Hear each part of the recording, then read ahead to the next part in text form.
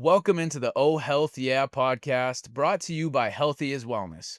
As you all know, our mission is to empower you to take control of your health and elicit a little bit of curiosity in your life when it comes to the world of wellness. Thank you so much for tuning in today. And if you have loved ones or friends that you think would benefit from this, share it with them. Let's get this thing going. Welcome in, Healthy is Wellness family, to another edition of the Oh Health Yeah podcast. Thank you so much for tuning in today. What we're going to do today is we're going to talk about little steps or little habits that you can incorporate in your life to help you enjoy the holiday season. We're getting ready to roll into Thanksgiving, Christmas, New Year's Eve. And so we're going to share with you guys some little tricks or tips that we utilize in our own lives to help us enjoy the holiday season while also staying in line with some of our wellness goals and some of our wellness beliefs. We're going to talk about 3 different tips. One's going to be in the form of activity or movement. The second one's going to be in the form of nutrition. And then the third one is going to be in the form of calm/stress. Those are 3 of our 4 pillars of health. So we're going to talk about one in each of those categories. We'll jump right in on the activity one.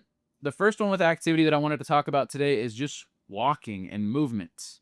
We know how beneficial walking is for the body, not only for physical aspects, but also for mental. And so I'm going to dive first into walking and moving.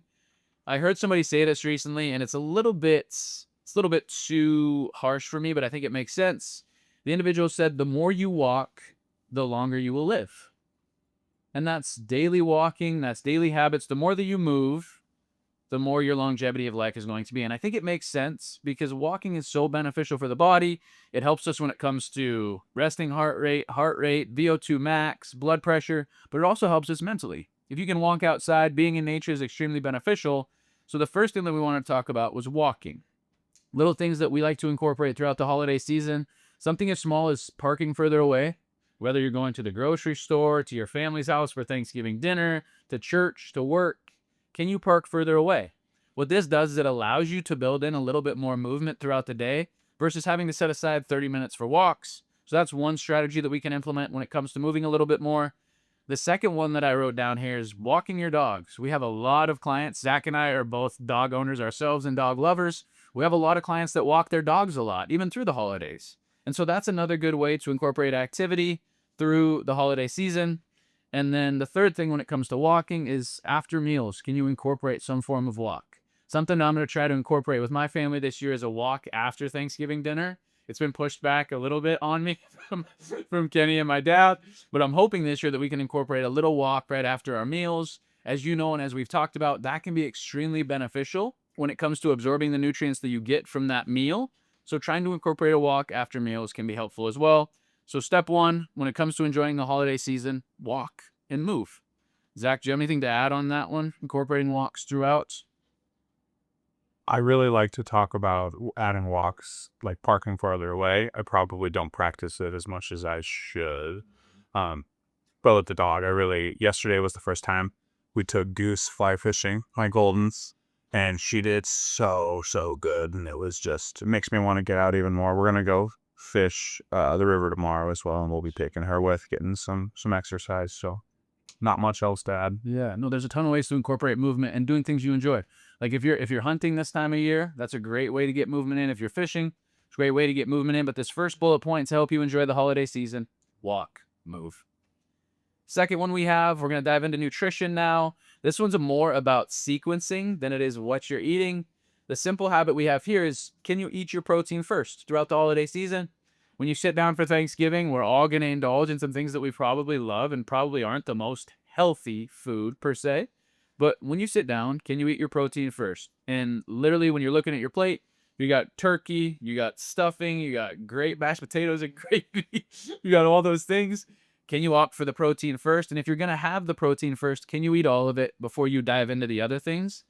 The benefits behind this: when you intake your protein first, it can reduce glucose spikes by up to 40% from whatever foods that follow. So the glucose spike that you get from the carbohydrate source, whether it's mashed potatoes, whether it is sweet potato, like I don't know what people do, sweet potato casserole, the blood sugar spikes are going to be much more minimal so that it doesn't impact your blood sugar as much. Also, the protein increases satiety.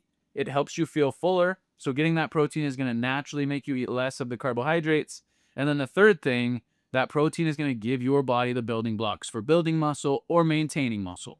So on the nutrition side of things, a habit to help you enjoy the holiday season, can you eat your protein first when you sit down and indulge in these meals? Anything you want to add on top of that? Yeah, absolutely. I do. I think for me, you really touched on the nutritional side of things, and that's great.